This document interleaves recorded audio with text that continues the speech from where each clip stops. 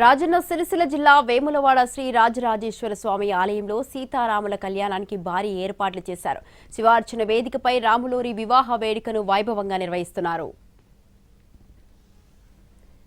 సీతారాముల కళ్యాణోత్సవానికి హాజరయ్యే హిజ్రాలు, జోగినులు శివుడినే వరుడిగా భావించి పెళ్లి చేసుకునే ఆనవాయితీ వేములవాడలో ఏళ్లుగా కొనసాగుతోంది. మంగళసూత్రం ధరించి తలంబ్రాలు పోసుకుంటూ సంతోషంగా గడుపుతారు. ఇవాళ కూడా శివపార్వతులు, జోగినులు, హిజ్రాలు రాజన్న ఆలయానికి పెద్ద సంఖ్యలో తరలివచ్చారు. వీరంతా సాంప్రదాయబద్ధంగా పట్టు చీరలు, ఆభరణాలు ధరించి అందంగా ముస్తాబయ్యారు. తమను తాము రాజరాజేశ్వర స్వామికి భార్యలుగా భావించి వివాహ బంధంలోకి ప్రవేశించారు.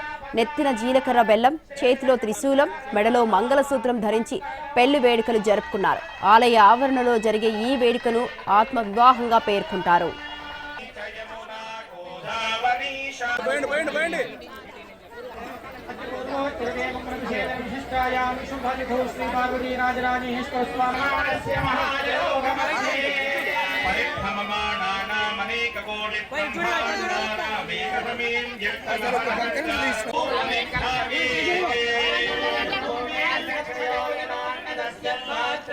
सहस्रयोजन